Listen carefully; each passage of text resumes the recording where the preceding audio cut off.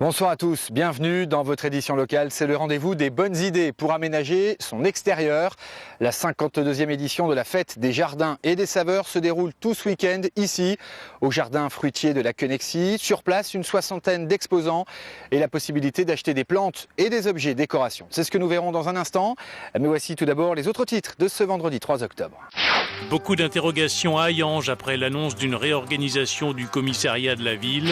Et puis à la veille du début du mondial de l'auto, rencontre avec Pascal, un passionné de Ford Mustang. Le commissariat d'Hayange sauvé, mais à moitié. Le lieu ne fermera pas, mais l'accueil du public ne sera plus assuré la nuit. Une décision motivée par la direction de la sécurité publique. Au vu des statistiques de fréquentation du commissariat après 22 h, moins d'une plainte ou déclaration d'usagers par nuit. Un projet contesté par le maire d'Hayange.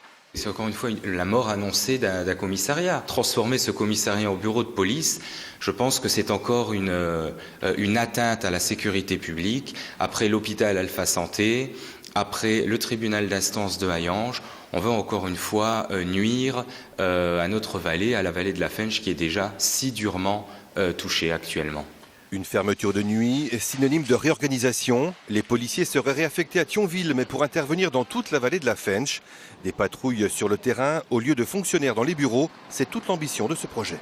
Une personne la nuit au commissariat qui ne répond à rien, c'est moins bien que de mettre 2 patrouilles dans la vallée de la Fensch à la place d'une patrouille. Ça, c'est ce qu'on m'a présenté. Mais ceci étant dit, je suis toujours un peu méfiant et donc je préfère vérifier. C'est la raison pour laquelle j'ai écrit effectivement au ministre de l'Intérieur pour lui dire que si c'était ça, c'est bien.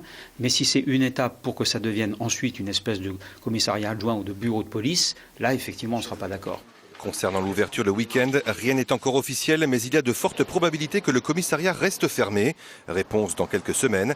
La mairie a appelé un rassemblement courant octobre afin de contester cette décision. Une initiative particulièrement rare. Une société mosellane, SAC-TEPO, une entreprise de BTP spécialisée dans l'électrification, a consacré une journée entière aujourd'hui à faire de la prévention en matière de sécurité pour ses salariés. Voitures tonneaux, simulateurs de conduite, démonstration des risques sur les chantiers, pas moins d'une vingtaine d'ateliers où tout le personnel était convié avec un objectif, diminuer les risques professionnels. Le premier devoir d'un chef d'entreprise, c'est d'assurer la sécurité de son personnel. Donc c'est une priorité absolue et ça fait partie des initiatives que l'on prend pour effectivement minimiser au maximum le risque.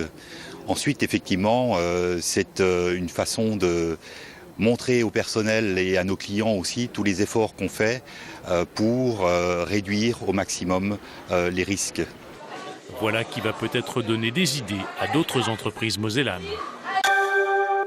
Il y avait du monde ce matin dès l'ouverture aux arènes de Metz à l'occasion du salon du recrutement Movie Job.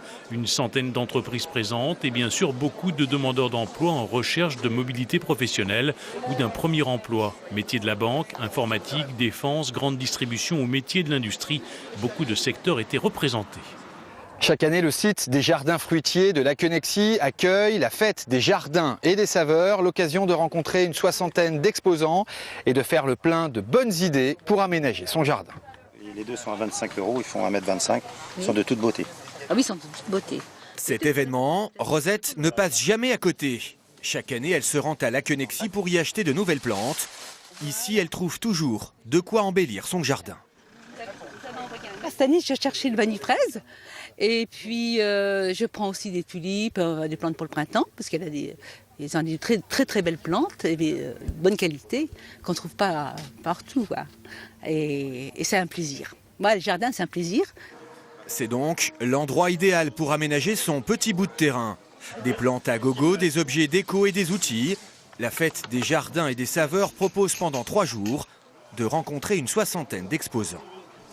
On trouvera peut-être quelque chose pour mettre dans notre jardin, pour fleurir un petit peu notre massif, mais bon, c'est au hasard, on regarde.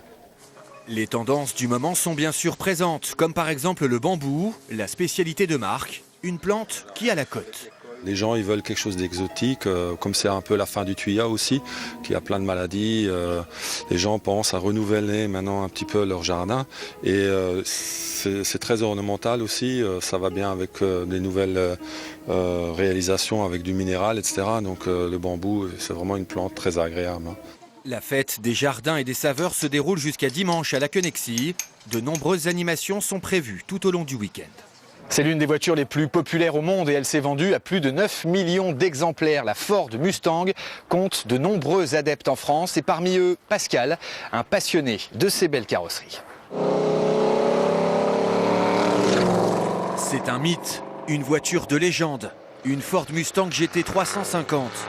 Ce bolide de 380 chevaux importé des États-Unis est le petit bijou de Pascal, un monstre de puissance qui passe rarement inaperçu. Ça fait un beau bruit, un peu fort, mais ça va, on aime bien.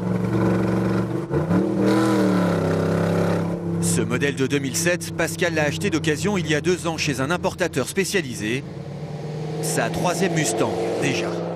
Au départ, j'étais pas passionné par la Mustang. J'aimais bien toutes les voitures américaines.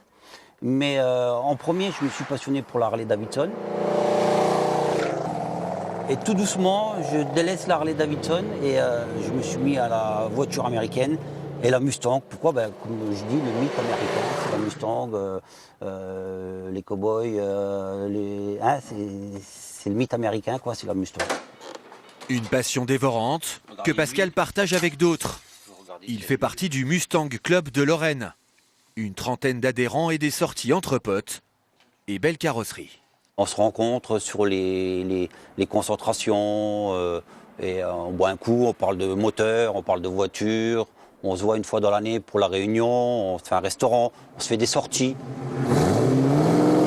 Aujourd'hui, Pascal réfléchit à vendre sa voiture pour acheter un autre modèle, du célèbre pur sang bien sûr. Ce journal est après